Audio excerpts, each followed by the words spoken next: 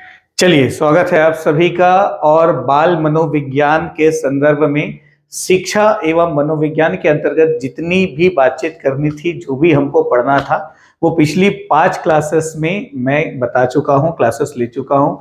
जो लास्ट 5वीं क्लास थी मेरी, वो 2 पार्ट में हुई, क्योंकि एक बार जब हम लाइव ले रहे थे तो पावर ऑफ हो गया। तो फिर दूसरे दिन बचा हुआ जो पोर्शन है, तो इसलिए आप प्लेलिस्ट में देखेंगे डे 5 की 2 क्लासेस आपको नजर आएंगी। तो वो एक क्लास 2 पार्ट में है, ठीक है। दोनों को आपको देखना है, फॉलो करना है। बाल मनोविज्ञान में शिक्षा एवं मनोविज्ञान के ठीक बाद हमारा जो अगला टॉपिक है वो देखिएगा सिलेबस में, बुद्धि एवं व्यक्तित्व। बुद्धि एवं व्यक्तित्व की अवधारणा। तो देखिएगा आपके सिलेबस में क्या मेंशन है, अवधारणा, है ना भाई। तो जैसे मैं बुद्धि एवं व्यक्तित्व, तो इसका क्या क्या होता है विशेष। इसका एक बिंदु होता है अवधारणा, दूसरा बिंदु होता है सिद्धांत, और तीसरा होता है मापन। लेकिन हमारे सिलेबस में सिर्फ अवधारणा को ही पूछा हुआ है, तो हम लोग सिर्फ अवधारणा के ऊपर बातचीत करेंगे। और इसी के संदर्भ में बुद्धि, है ना भाई, इसी बुद्धि का प्रयोग करके आपका सिलेक्शन लिस्ट में नाम आएगा, इसी बुद्धि का प्रयोग करके। तो उसी बुद्धि के ऊपर आज की क्लास में हम बात करेंगे। क्लास स्टार्ट करने से पहले एक तुलनात्मक अध्ययन मैं आपके सामने रखूं, और यदि आप मुझसे सहमत हैं तो जरूर स्पष्ट करें, लेकिन सहमत नहीं भी हैं तो भी मैं स्पष्ट कर दूं कि जो मैं कह रहा हूं वो पूर्णतः सत्य है। एक व्यक्ति ऐसा हुआ जिसके पास शारीरिक बल अधिक है, और एक व्यक्ति ऐसा हुआ जिसके पास बुद्धि अत्यधिक है, ठीक है। तो इन दोनों में सभी परिस्थितियों में सफल होने वाला जो व्यक्ति है वो कौन है, बुद्धि। बुद्धि जो है अपने कोई भी व्यक्ति जो है अपनी बुद्धि का प्रयोग करके बड़े से बड़े बलशाली व्यक्ति को भी पराजित कर सकता है। तो सामर्थ्य जो है शरीर में नहीं होता, ध्यान दीजिएगा, सामर्थ्य शरीर में नहीं होता। वास्तविक में जो सामर्थ्य है वो कहाँ होता है, तो वो बुद्धि में होता है। सामर्थ्य जो है वो कहाँ होता है, वो बुद्धि में होता है। सामर्थ्य कहाँ होता है, बुद्धि में होता है। अब देखते हैं कि बाल मनोविज्ञान के दृष्टिकोण से बुद्धि की अवधारणा, हम आज की क्लास में हम सिर्फ बुद्धि की अवधारणा के ऊपर बात करेंगे। आज की जो क्लास है वो किस पर बेस्ड है, बुद्धि की अवधारणा के ऊपर है।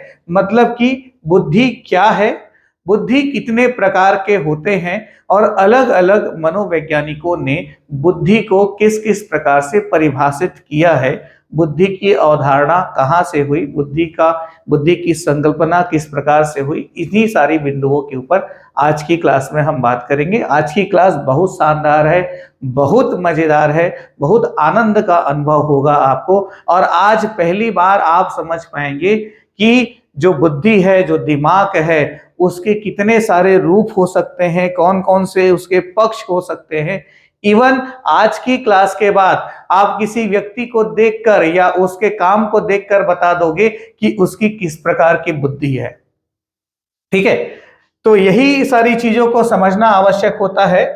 अब है क्या, हॉस्टल वार्डन जो पोस्ट है, इसमें आपकी वास्तविक जवाबदारी या जिम्मेदारी है वो क्या है, तो वो है आपका जो भी छात्रावास में जो भी बालक बालिका आपके संरक्षण में रहेंगे, जिनकी देखभाल आपको करनी है, ठीक है, उनका ओवरऑल डेवलपमेंट, है ना भाई, उनका हर दृष्टिकोण से विकास जो है वही आपकी मूल जवाबदारी है। तो इसके लिए आपको बालक या बालिका को समझना आवश्यक है, और उसको समझने के लिए उसकी बुद्धि को समझना आवश्यक है। बुद्धि को 3 पक्षों में विभाजित किया गया है, या बुद्धि के अध्ययन को, किसी की बुद्धि को समझना हो तो हम क्या करेंगे, उसकी बुद्धि को स्टडी करेंगे, ठीक है, पढ़ेंगे, समझेंगे, अध्ययन करेंगे। और जब स्टडी करना हो तो 3 साइड से, 3 पक्ष से किसी की बुद्धि का अध्ययन किया जाता है। तो बुद्धि के अध्ययन के कितने पक्ष हैं, तो बुद्धि के अध्ययन के 3 पक्ष हैं। वो 3 पक्ष कौन कौन से हैं, फंक्शनल एस्पेक्ट, मतलब कि आपका कार्यात्मक पक्ष, स्ट्रक्चरल एस्पेक्ट मतलब कि संरचनात्मक पक्ष, ऑपरेशनल एस्पेक्ट मतलब कि क्रियात्मक पक्ष। शब्द क्या पकड़ना है? कार्यात्मक पक्ष में बुद्धि के कार्यों का अध्ययन किया जाता है। कार्यात्मक पक्ष के अंतर्गत बुद्धि के कार्यों का अध्ययन किया जाता है। बुद्धि के द्वारा क्या कार्य किया जा रहा है, यह कार्यात्मक पक्ष के अंतर्गत अध्ययन किया जाता है। तो बुद्धि के कार्यों का अध्ययन किस पक्ष के अंतर्गत आता है? तो वो कार्यात्मक पक्ष के अंतर्गत आता है, ये आपको ध्यान में रखना है। इसके अंतर्गत स्थूल बुद्धि, अमूर्त बुद्धि या अन्य बुद्धि के प्रकारों का अध्ययन किया जाता है। फिर हम देखें संरचनात्मक पक्ष के अंतर्गत, तो इसके अंतर्गत बुद्धि के घटक एवं सिद्धांतों का अध्ययन किया जाता है। आपको एकदम क्लियर रखना है, पूरी तरह से आपको याद होना चाहिए, इसमें किसी भी प्रकार का कोई डाउट ना हो। ठीक है, संरचनात्मक पक्ष के अंतर्गत बुद्धि के घटक एवं सिद्धांतों का अध्ययन किया जाता है, और क्रियात्मक पक्ष के अंतर्गत बुद्धि के मापन और मापन से संबंधित जो तकनीक है, जो टेक्निक है जिससे मापन किया जाए, उसका अध्ययन किया जाता है। तो बुद्धि के कार्य का अध्ययन कार्यात्मक पक्ष का पहलू है, और सिद्धांत एवं घटक का अध्ययन संरचनात्मक पक्ष का पहलू है, और मापन एवं मापन तकनीक जो है क्रियात्मक पक्ष का पहलू है। ठीक, ये तीनों पक्षों को अपने दिमाग में, अपनी बुद्धि में सेट कर लीजिए। फिर आगे बढ़ते हैं। देखिएगा, अलग अलग मनोवैज्ञानिकों ने बुद्धि को परिभाषित किया हुआ है, तो उनके नाम के साथ स्टेटमेंट सीधे सीधे प्रश्न का हिस्सा है, और इन सभी जगह से पहले भी प्रश्न पूछे हुए हैं अलग अलग परीक्षाओं में। तो विने 1911 में विने का स्टेटमेंट रहा, मनोवैज्ञानिक विने ने बुद्धि को क्या कहा है? तो बुद्धि बोध पर आधारित, उद्देश्यपूर्ण, सही निर्णय निर्धारित करने वाली खोज परखता है। ठीक है, तो बुद्धि क्या है? खोज परखता है, सही निर्णय निर्धारित करने वाली। ऐसा विने ने 1911 में कहा, जबकि बोरिंग ने 1923 में बुद्धि वही है जो बुद्धि परीक्षण मापता है। बुद्धि वही है जो बुद्धि परीक्षण मापता है। तो मापन की बात बोरिंग ने 1923 में कही, मापन के माध्यम से बुद्धि को परिभाषित किया। 1924 में फ्रीमेन ने क्या किया? अलग अलग मनोवैज्ञानिकों ने जिस प्रकार से बुद्धि को परिभाषित किया था, अलग अलग मनोवैज्ञानिकों ने जिस प्रकार से बुद्धि को परिभाषित किया था, ठीक है, तो उन्हीं परिभाषाओं का विश्लेषण करके सभी परिभाषाओं को 3 वर्गों में बांटा। कितने वर्गों में? 3 वर्गों में बांटा। किसने बांटा? फ्रीमेन ने बांटा। कब बांटा? 1924 में बांटा। ठीक, और फ्रीमेन ने जो 3 वर्गों में बांटा, उसके मुताबिक एक समायोजन की योग्यता के रूप में बुद्धि, दूसरा है आपका सीखने की योग्यता के रूप में बुद्धि, और तीसरा है अमूर्त चिंतन की योजना के रूप में बुद्धि। ठीक, अमूर्त चिंतन की योग्यता के रूप में बुद्धि। तो ये 3 भागों में बांटा। तो इसी के ऊपर हम अभी बात करेंगे। अब देखिएगा, जो 3 वर्गों में फ्रीमेन ने 1924 में बुद्धि को अलग अलग डेफिनेशंस में डिवाइड किया, तो उसमें जो सबसे पहला भाग है वो है समायोजन। वो क्या है? समायोजन। अब देखिएगा, इस समायोजन शब्द को समझने के लिए एक और शब्द मैं इसमें जोड़ दे रहा हूं, अनुकूलन। ठीक है, समायोजन को दूसरे शब्दों में अनुकूलन भी कहा जा सकता है। तो अनुकूलन की योग्यता के रूप में बुद्धि या समायोजन की योग्यता के रूप में बुद्धि, कहने का सीधा साधा तात्पर्य यह है, डार्विन का सिद्धांत यहाँ पे लग जाता है कि विभिन्न परिस्थितियों में आपकी बुद्धि किस प्रकार से कार्य करती है, या आसपास की परिस्थितियों के अनुसार आपकी बुद्धि कैसे अनुकूल होती है, कैसे सामंजस्य बिठाती है। ठीक है, ये है आपका समायोजन की योग्यता के रूप में बुद्धि। तो इसमें स्टर्न के अनुसार देखिएगा, बुद्धि की अवधारणा के ऊपर आज की क्लास में हम बात कर रहे हैं। तो स्टर्न के अनुसार बुद्धि क्या है? तो बुद्धि जीवन की नई परिस्थितियों तथा समस्याओं के अनुरूप सामान्य समायोजन योग्यता है। स्टर्न के अनुसार बुद्धि क्या है? तो नई परिस्थितियों तथा समस्याओं के साथ समायोजन की योग्यता है। ठीक है, नई परिस्थितियों एवं समस्याओं के साथ समायोजन की योग्यता है, ऐसा स्टेटमेंट दिया है, ऐसा डिफाइन किया है किसने? स्टर्न ने बुद्धि को समायोजन की योग्यता के अनुसार। ठीक है, अब देखिएगा यहां पर शब्द क्या पकड़ना है आपको? नई परिस्थितियों तथा समस्याओं के अनुसार।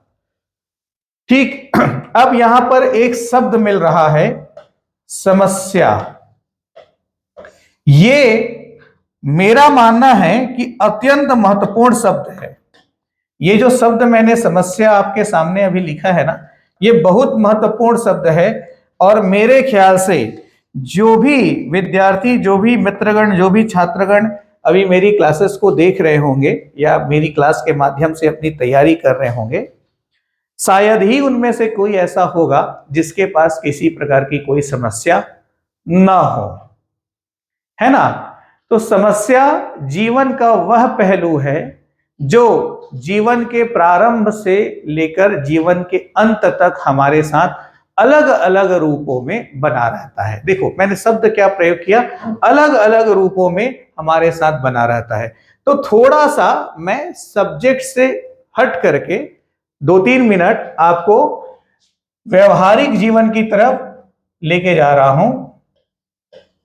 ठीक है, इसको थोड़ा समझने का प्रयास कीजिएगा और मेरी बात को यदि थोड़ा सा भी आप समझ गए तो मैं इस बात का कमिटमेंट दे सकता हूं, ये वादा आपसे कर सकता हूं कि आने वाले समय में परिस्थितियां कितनी भी विपरीत हो, आपको समस्या नहीं होगी।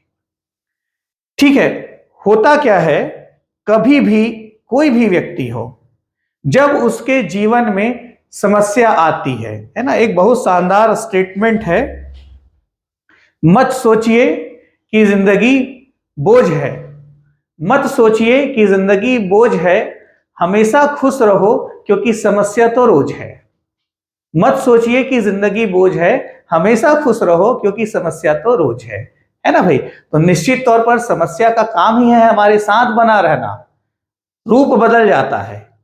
ठीक है, अब आपने पहले कभी अपने जीवन में किसी बड़ी समस्या का सामना किया हो तो उस समय के आपके जो मनोभाव रहे होंगे, आपके मन में जो परिस्थितियां चली होंगी, जो विचार आए होंगे, उनको मैं आपको बता रहा हूं और ये एक जैसा सभी के ऊपर लागू होता है।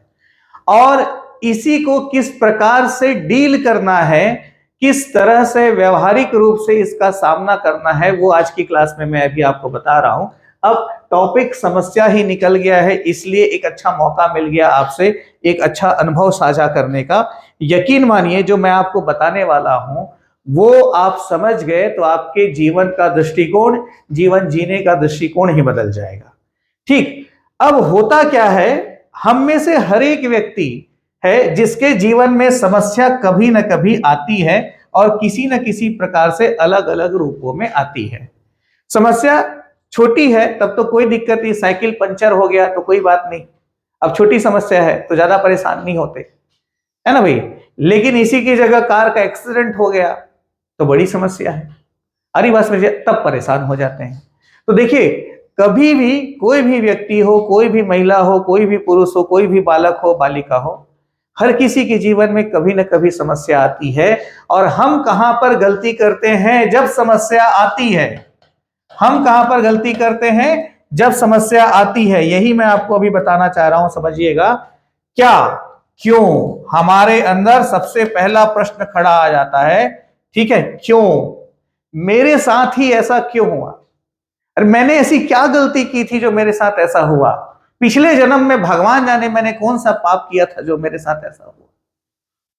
ठीक है, हम क्या करते हैं, क्यों में पहले उलझते हैं। जब कोई समस्या आती है तो हम उलझ के रह जाते हैं क्यों में, मेरे साथ ऐसा क्यों हुआ, और ऐसा करके उस समस्या के प्रभाव को हम और बढ़ाते हैं।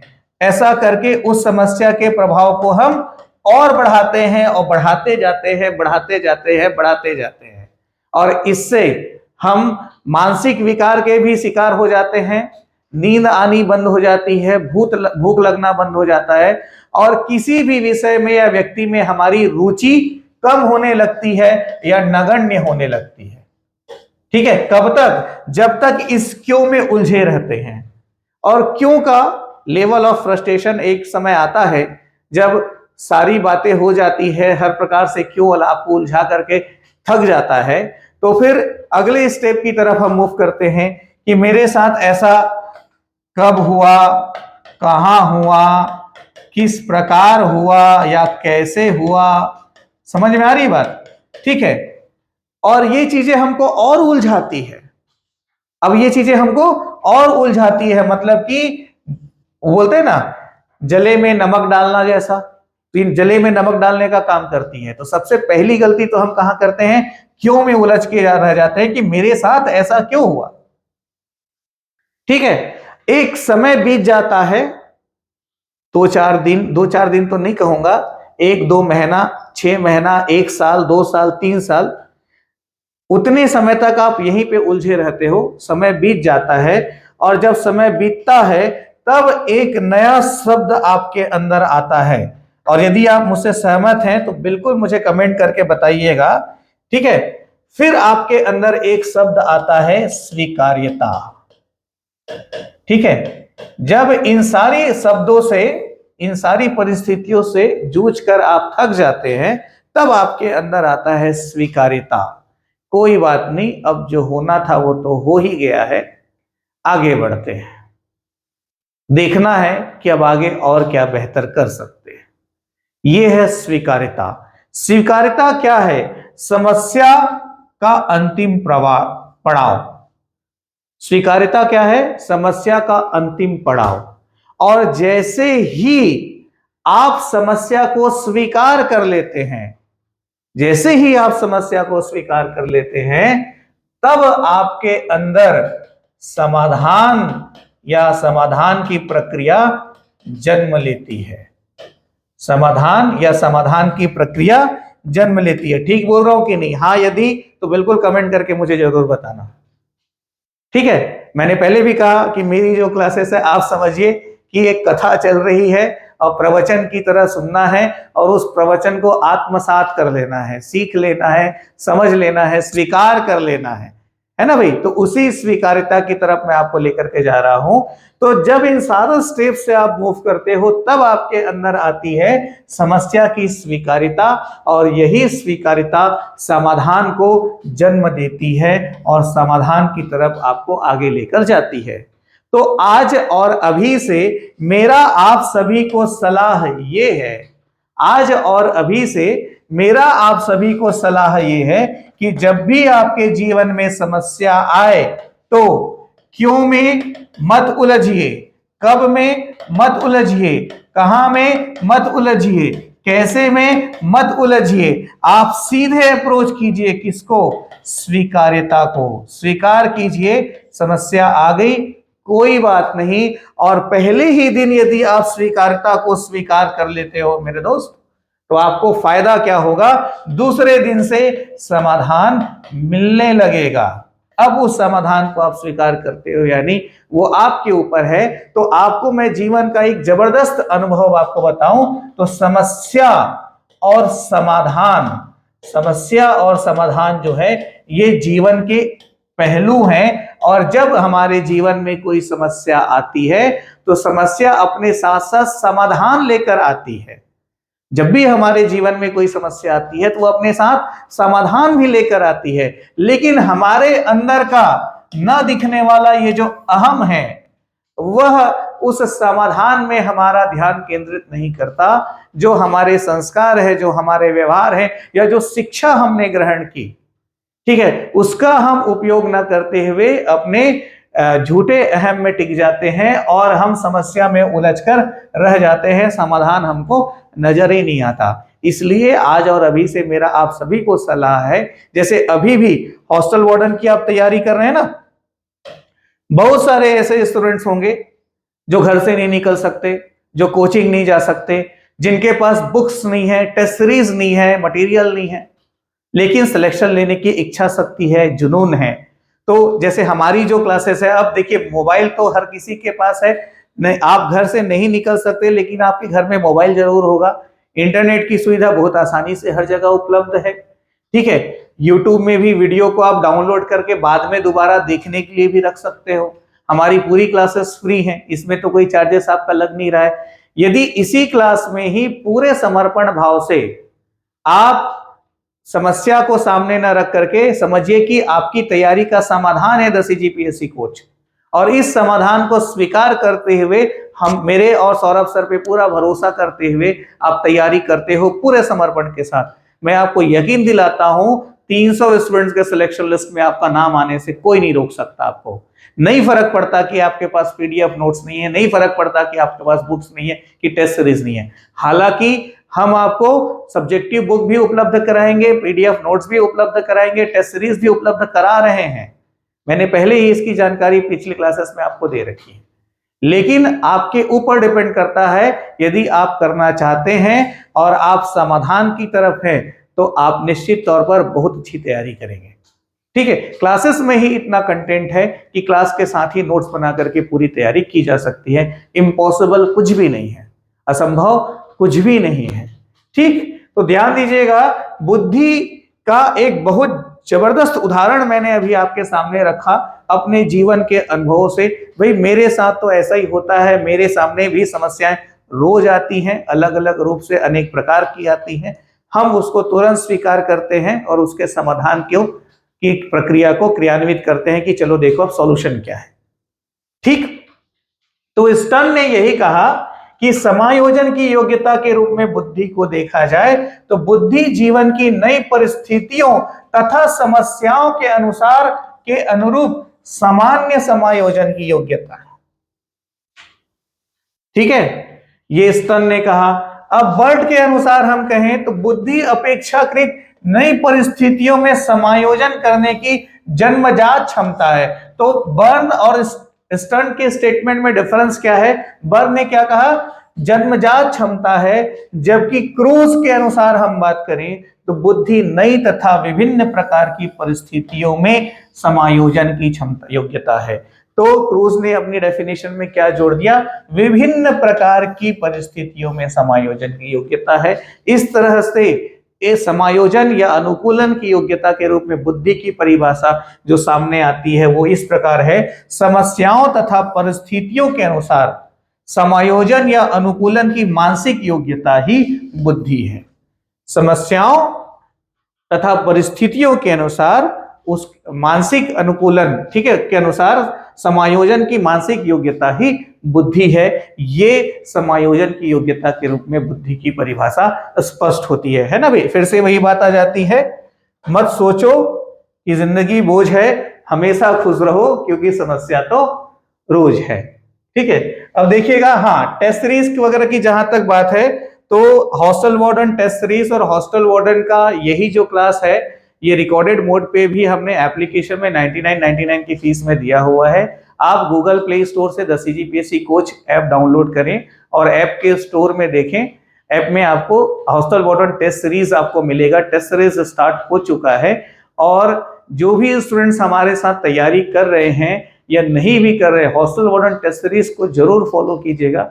बहुत अच्छे कंटेंट के साथ आपका रेगुलर टेस्ट लिया जा रहा है और इसकी वैलिडिटी हॉस्टल वार्डन के एग्जाम तक रहेगी, चाहे वो एग्जाम 1 साल बाद हो, 6 महीने बाद हो या 2 साल बाद हो। दोबारा आपको टेस्ट सीरीज के लिए और कोई पेमेंट करने की जरूरत नहीं है। और शेड्यूल हमने दिया हुआ है, शेड्यूल के मुताबिक टेस्ट कंप्लीट हो जाते हैं और हॉस्टल वार्डन का एग्जाम नहीं होता तो भी हर हफ्ते आपका एक मॉडल टेस्ट हम लेते रहेंगे तब तक जब तक हॉस्टल वार्डन का एग्जाम हो नहीं जाता, ठीक है। तो बहुत अच्छा प्रयास हम कर रहे हैं आपके सिलेक्शन के लिए, आपकी तैयारी के लिए। आपकी भी जवाबदारी बनती है कि आप भी उतने ही समर्पण के साथ तैयारी करें, ठीक। फिर देखिएगा, सीखने की योग्यता के रूप में बुद्धि। तो सीखने की योग्यता के रूप में बुद्धि की बात करें, पहले तो हमने समायोजन की योग्यता के रूप में देखा, अब सीखने की योग्यता के रूप में देख रहे हैं। 1924 में फ्रीमैन ने, बहुत सारे मनोवैज्ञानिकों ने जो बुद्धि की परिभाषाएं बताई, उस हिसाब से इन डेफिनेशंस को 3 वर्गों में बांटा है। तो दूसरे वर्ग के ऊपर हम बात करें तो गाल्टन के अनुसार बुद्धि पहचानने तथा सीखने की शक्ति है। गाल्टन के अनुसार बुद्धि पहचानने तथा सीखने की शक्ति है। बकिंघम के अनुसार बुद्धि सीखने की योग्यता है। और डियरबोन के अनुसार बुद्धि अधिगम करने की क्षमता, अधिगम का मतलब ही होता है सीखने की प्रक्रिया, तो बुद्धि अधिगम करने की क्षमता तथा अनुभवों से लाभ उठाने की योग्यता है। ठीक है, तो अनुभवों से लाभ उठाने की योग्यता डियरबोन। तो प्रश्न बनता है कि बुद्धि की अवधारणा के अंतर्गत यह कथन किस मनोवैज्ञानिक का है, इसलिए इन स्टेटमेंट्स को आपको अच्छे से याद रखना ही है। ठीक, फिर हम बात करें अमूर्त, इस प्रकार से इसका मिश्रण हम देखें तो सीखने की योग्यता के रूप में बुद्धि की सामान्य परिभाषा इस तरह से हम दे सकते हैं कि बुद्धिमान व्यक्ति नवीन बातों को शीघ्रता व व्यापकता से आत्मसात कर लेता है। ठीक है, बुद्धिमान व्यक्ति क्या करता है, नवीन बातों को शीघ्रता से और व्यापकता से आत्मसात कर लेता है। मतलब कि आप जो भी स्टूडेंट्स मेरी क्लासेस देख रहे हैं, मेरी क्लास अटेंड कर रहे हैं, उनमें से जो भी स्टूडेंट्स बुद्धिमान होंगे, अब अपनी बुद्धिमत्ता का परिचय आपको ही देना है, तो जो भी स्टूडेंट्स बुद्धिमान होंगे वो पहले तो क्लास को लाइक करेंगे, ठीक है, उसके बाद क्लास कैसी लगी कमेंट करके बताएंगे और शेयर करेंगे, और सबसे ज्यादा महत्वपूर्ण जो है कि आज की क्लास में जो बातें मैंने बताई उसको स्वीकार करेंगे, आत्मसात करेंगे और उसका फायदा उठाते हुए अपनी तैयारी को सिलेक्शन तक लेकर जाएंगे। ठीक है, तो बुद्धिमान व्यक्ति नवीन बातों को शीघ्रता व व्यापकता से आत्मसात कर लेता है। अब देखिएगा अमूर्त चिंतन की योग्यता के रूप में बुद्धि, अमूर्त चिंतन की योग्यता के रूप में बुद्धि की हम बात करें तो यहां पर बीने का स्टेटमेंट पहले देखने को मिलता है। बीने के अनुसार बुद्धि अवबोध पर आधारित खोज परकता जो उचित ढंग से तर्क करने तथा उचित ढंग से निर्णय करने से इंगित होती है के रूप में व्यक्त की जा सकती है। ठीक है, तो बीने ने अमूर्त चिंतन की योग्यता के अनुसार बुद्धि अवबोध पर आधारित खोज परकता, तो खोज परकता के साथ क्या जोड़ा, उचित ढंग से तर्क तथा उचित ढंग से निर्णय करने की ओर इंगित करती है या इस रूप में व्यक्त की जा सकती है। ठीक है, तो खोज परकता उचित ढंग से तर्क और उचित ढंग से निर्णय को सम्मिलित करते हुए डिफाइन किया बीने ने अमूर्त चिंतन की योग्यता के अनुसार बुद्धि को। टर्मेन के अनुसार व्यक्ति उसी अनुपात में बुद्धिमान होता है, व्यक्ति उसी अनुपात में बुद्धिमान होता है जितनी उसमें अमूर्त चिंतन करने की योग्यता है। ये स्वाभाविक सी बात है। ठीक है, बुद्धि अमूर्त, देखो बुद्धि 3 प्रकार की और होती है, दूसरे टाइप से भी हम देखें तो सामाजिक, मूर्त और अमूर्त। अभी इसके बारे में मैं आपको बताने भी वाला हूं। तो जितना ज्यादा आप चिंतन करोगे, चिंतन का मतलब है सकारात्मक दृष्टिकोण रखते हुए किसी भी तथ्य के बारे में सोचना, जानकारी के बारे में सोचना, विचार करना, चर्चा करना, तर्कशील होना, यही चिंतन है ना। और तर्क के माध्यम से अलग अलग सवालों के जवाब ढूंढना और उस जवाब की विश्वसनीयता की जांच करना। तो इससे निश्चित तौर पर जो दिमाग है वो ब्रॉड होता है, आपकी सीखने, सोचने, समझने की क्षमता विस्तारित होती है और उसका लाभ आपको हर क्षेत्र में मिलता है। ठीक है, ये हुआ। अब देखिए ये जो डेफिनेशंस रहे बुद्धि को लेकर के, ये जितनी भी परिभाषाएं मैंने आपको बताई ये सामान्य दृष्टिकोण से है। अब हम बात करेंगे बुद्धि की व्यापक परिभाषा के ऊपर। अब देखिएगा बुद्धि की व्यापक परिभाषा क्या है, क्योंकि अभी तक जितने भी डेफिनेशंस मैंने आपको बताए जो बुद्धि को परिभाषित करते हैं उसमें लिमिटेड चीजें हैं। अब मैं आपके सामने रखने वाला हूं बुद्धि की व्यापक परिभाषा। तो इन सभी परिभाषाओं को देखते हुए वेसलर, रॉबिन्सन और स्टोडार्ट ने इन्हीं सभी आधार पर बुद्धि की व्यापक परिभाषा दी। तो बुद्धि की व्यापक परिभाषा क्या है ये देखते हैं। अब देखिएगा व्यापक परिभाषा के अंतर्गत सबसे पहले आपके सामने है वेसलर का स्टेटमेंट। ठीक है, वेस्लर ने व्यापक परिभाषा के अंतर्गत बुद्धि को क्या कहा है, तो बुद्धि एक समुच्चय या सार्वजनिक क्षमता है। बुद्धि एक समुच्चय या सार्वजनिक क्षमता है जिसके सहारे व्यक्ति उद्देश्यपूर्ण, पहला शब्द, जिसके सहारे व्यक्ति उद्देश्यपूर्ण क्रिया करता है, विवेकशील चिंतन करता है और वातावरण के साथ प्रभावकारी ढंग से समायोजन या अनुकूलन करता है। उदाहरण के लिए हॉस्टल वार्डन में सिलेक्शन के उद्देश्य से आपने पढ़ना शुरू किया। वेस्लर के अनुसार हॉस्टल वार्डन में सिलेक्शन के लिए आपने पढ़ना शुरू किया।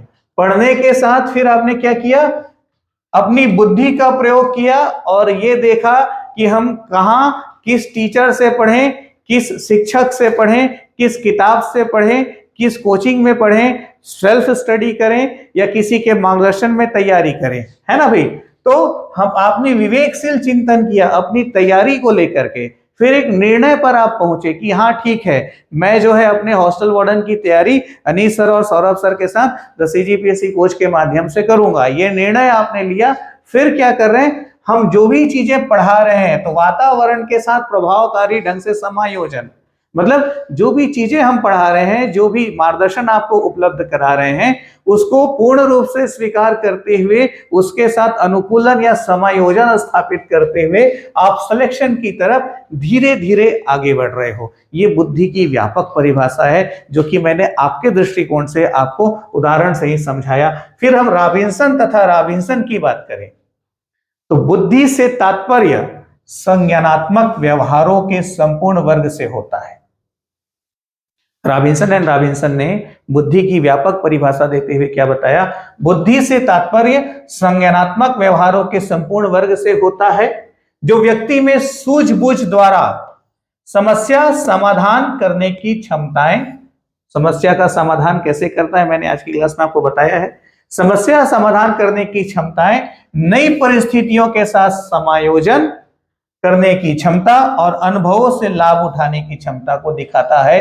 मतलब लगभग जीवन के सभी पहलुओं को यहां पर रॉबिन्सन एंड रॉबिन्सन ने बुद्धि की व्यापक परिभाषा में शामिल कर दिया। स्टोडार्ड की हम बात करें तो बुद्धि कठिनता, अमूर्तता, जटिलता, मितव्ययता, लक्ष्य की अनुकूलता, सामाजिक मूल्य, मौलिकता की उत्पत्ति से मुक्त क्रियाओं को करने तथा शक्ति की एकाग्रता तथा संवेगात्मक दबावों का प्रतिरोध करने की आवश्यकता वाली परिस्थितियों में इन क्रियाओं को बनाए रखने की योग्यता है बुद्धि। तो स्टोडार्ट ने भी सभी शब्दों का प्रयोग करते हुए बुद्धि को पूरे जीवन में सभी पहलुओं में शामिल कर लिया। तो ये ध्यान रखना है कि इनमें से कौन कौन से मनोवैज्ञानिक बुद्धि की व्यापक परिभाषा दिए हैं, तो वेस्लर, रॉबिन्सन एंड रॉबिन्सन और स्टोडार्ट का नाम आएगा। और तीनों का क्या स्टेटमेंट है ये हल्का हल्का आपको ध्यान में होना चाहिए, क्योंकि ऑब्जेक्टिव है स्टेटमेंट मान लो है तो पूछा जाएगा कि यह कथन किस मनोवैज्ञानिक का है। ठीक है, इस तरह से तो रटा हुआ ना हो, कोई दिक्कत नहीं है। तो इस तरह से बुद्धि की व्यापक परिभाषा आ जाती है। अब हम बात करते हैं बुद्धि के प्रकार के ऊपर। ठीक है, तो अब देखना है कि बुद्धि के प्रकार कौन कौन से हैं और किस प्रकार से इसको समझा जा सकता है। तो देखिए बुद्धि के प्रकार, ये टाइप ऑफ इंटेलिजेंस में हम देखें तो E.L. थर्नाइक है ना भाई, E.L. थर्नाइक तथा गेरिट, ये नाम थोड़ा ध्यान में रखिएगा, हालांकि ये बहुत ज्यादा आवश्यक नहीं है, है ना भाई। E.L. थर्नाइक तथा गेरिट ने 3 प्रकार की बुद्धि का उल्लेख किया है। अब ये 3 प्रकार की बुद्धि क्या है, कौन सी है, यही मैं अभी आपको बताने वाला हूं, स्पष्ट करने वाला हूं। ठीक, तो देखिएगा सामाजिक बुद्धि एक है प्रकार आपका इन 3 प्रकारों में से सामाजिक बुद्धि। ठीक है, सामाजिक बुद्धि, सोशल इंटेलिजेंस। तो सामाजिक बुद्धि वाला जो व्यक्ति होता है ना, ये व्यवहार कुशल होता है। सामाजिक बुद्धि वाला जो व्यक्ति होता है ये व्यवहार कुशल होता है और इस ऐसे व्यक्तियों के संबंध सभी के साथ बहुत अच्छे होते हैं। ठीक है, इस बुद्धि का संबंध व्यक्तिगत व सामाजिक व्यवहार कुशलता से होता है। इस तरह के बुद्धि वाले व्यक्ति का सामाजिक संबंध अच्छा होता है। ड्रेवर एवं वॉलरस्टीन के अनुसार सामाजिक बुद्धि का एक प्रकार है जो किसी व्यक्ति में अन्य व्यक्तियों एवं सामाजिक संबंधों के प्रति व्यवहार में निहित होता है। तो यह सामाजिक बुद्धि है। सामाजिक बुद्धि जो है व्यवहार कुशल होता है और सभी व्यक्तियों के साथ इसके संबंध अच्छे होते हैं। उदाहरण के लिए मैं आपको बताऊं तो नेता, पॉलिटिशियंस हुए, ठीक है, तो ये एक प्रमुख उदाहरण है। तो इस तरह के जो लोग हैं ये व्यवहार कुशल होते हैं। व्यवसायी हुआ, बिजनेस करने वाला जो व्यक्ति हुआ, व्यवसायी हुआ, ठीक है, ये व्यवहार कुशल, क्योंकि जो व्यक्ति व्यवसाय करता है उसके संबंध सभी से अच्छे होते हैं। और यदि व्यवहार कुशल नहीं है तो उस व्यक्ति का बिजनेस ठीक से नहीं चलेगा, ठीक है। तो वैसे ही दूसरा जो प्रकार है बुद्धि का, ये होता है मूर्त बुद्धि।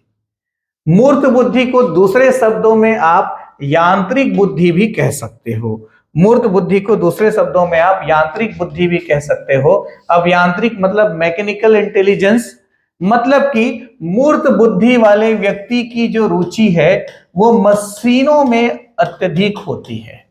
मूर्त बुद्धि वाले जो व्यक्ति होते हैं इनकी रुचि मशीनों में अधिक होती है, ठीक है। तो इस बुद्धि का संबंध ऐसी मानसिक क्षमता से होता है जिसके सहारे व्यक्ति मूर्त या ठोस वस्तुओं के महत्व को समझता है। तो इसलिए मशीनी बुद्धि या यांत्रिक बुद्धि भी कहा जाता है। मूर्त बुद्धि वाला व्यक्ति यंत्र में, मशीनों में ज्यादा रुचि लेता है। उदाहरण के लिए जैसे आपका इंजीनियर हुआ, ठीक है, इंजीनियर वगैरह हुआ, कारपेंटर हुआ, मिस्त्री हुए, अरे बात समझ में। तो ये आपका क्या है, मूर्त बुद्धि वाला व्यक्ति है। तो इंजीनियर इसका एक बढ़िया उदाहरण है। फिर तीसरा जो टाइप है वो है अमूर्त बुद्धि। ऐसा बुद्धि वाला जो व्यक्ति है वो चिंतनशील होता है। वो कैसा होता है, वो चिंतनशील होता है, इसलिए इसे सैद्धांतिक बुद्धि भी कहा जाता है। तो अमूर्त बुद्धि का संबंध अमूर्त विषयों के चिंतन की योग्यता या क्षमता से है। मूर्त मतलब ठोस, जो सामने आपको दिखते हैं, ठीक है। जैसे ये पानी का बोतल आपको दिख रहा है तो ये मूर्त है, ठीक है। पर इस पानी के बोतल के अंदर पानी है और उस पानी को पीने से शरीर जिन भावों का अनुभव करता है, मन जिन भावों का अनुभव करता है, उसके बारे में सोचना, विचार करना, अध्ययन करना अमूर्त है। आ रही बात समझ में। तो एक सामाजिक बुद्धि हुई, एक मूर्त बुद्धि हुई, और एक मूर्ख बुद्धि नहीं बोल रहा हूं ना, मूर्त बुद्धि बोल रहा हूं, है ना, शब्द को ध्यान दीजिएगा, ठीक है। और एक अमूर्त बुद्धि होती है। मूर्त मतलब कि ठोस होता है, ठीक है। और एक तीसरा होता है अमूर्त बुद्धि। तो जैसे आपके साहित्यकार वगैरह हुए, है ना, ये इसके अच्छे उदाहरण हैं। तो साहित्यकार वगैरह हुए, दार्शनिक हुए, लेखक हुए, किसी भी चित्रकार हुए, या किसी भी प्रकार के कलाकार हुए, है ना, ये इस तरह के जो लोग होते हैं ये अमूर्त बुद्धि की श्रेणी में आते हैं। तो 3 प्रकार की बुद्धि होती है, ये मैंने आपको स्पष्ट किया, ठीक। ऑनलाइन क्लासेस और टेस्ट सीरीज के बारे में मैं पहले भी आपको बता चुका हूं। इसके लिए सिंपल तरीका है कि आप 10 CGPSC coach app Google play store से डाउनलोड करें और आगे बढ़े। तो देखिएगा हमारे सिलेबस में जो दिया हुआ है बुद्धि की अवधारणा, तो बुद्धि की अवधारणा को लेकर के सारे कॉन्सेप्ट यहां पे समाप्त होते हैं। थोड़ा सा मैंने एक स्टेप आगे बढ़ते हुए बुद्धि के सिद्धांत को भी शामिल किया हुआ है। हो सकता है यहां से प्रश्न पूछ दे, संभावना लगभग नहीं है, और इसके लिए कोई बहुत ज्यादा आपको पढ़ना भी नहीं है, बस 2-4 मिनट और लगेगा। तो बुद्धि के सिद्धांत, कारक सिद्धांत और प्रक्रिया उन्मुखी सिद्धांत, 2 भागों में बुद्धि को बांटा जा सकता है। आपको क्या करना है, तो आपको सिर्फ इतना याद करना है। आपको क्या करना है, आपको सिर्फ इतना याद करना है कि एक कारक सिद्धांत बीने का है, स्टर्न और टारमेने ने समर्थन दिया था। तो बुद्धि के सिद्धांत में अब एक कारक सिद्धांत क्या है इसको विस्तार से हम नहीं पढ़ेंगे, हमारे सिलेबस में नहीं है। लेकिन किसका है, बीने का है। द्विकारण सिद्धांत स्पीयरमैन का है। अपने ही सिद्धांत को बदलते हुए त्रिखंड सिद्धांत स्पीयरमैन ही लेकर आया। बहु कारण सिद्धांत थार्नाइक का है। समूह कारक सिद्धांत थर्स्टन का है। पदानुक्रमिक सिद्धांत फिलिप वर्धन का है। बुद्धि संरचना सिद्धांत जेपी गिलफोर्ड का है। प्रतिदर्श सिद्धांत होमबर्ट गार्डनर का है। बहुबुद्धि सिद्धांत थॉमसन का है। तरल ठोस बुद्धि सिद्धांत आरवी कैटल का है। संज्ञानात्मक बुद्धि सिद्धांत जीन पियाजे का है। त्रितंत्र सिद्धांत रॉबर्ट स्टेनबर्ग का है। लियोनी का सिद्धांत और जेसन का सिद्धांत। ठीक है, तो ये कौन सा सिद्धांत किस मनोवैज्ञानिक का है, सिर्फ इतना एक बार दो बार पढ़ के आपको एग्जाम में जाना है। हालांकि बुद्धि के सिद्धांत और बुद्धि का मापन हमारे सिलेबस में नहीं है। हमारे सिलेबस में बुद्धि एवं व्यक्तित्व की अवधारणा है। तो उम्मीद करता हूं आज की क्लास आपको अच्छी लगी हो और बुद्धि से संबंधित परिभाषाएं और उसके प्रकार आपको स्पष्ट रूप से समझ आया हो। क्लास यदि अच्छी लगी तो जरूर लाइक और कमेंट करके मुझे बताएं। यदि कोई चीज ना समझ में आई हो तो भी कमेंट करके बताएं।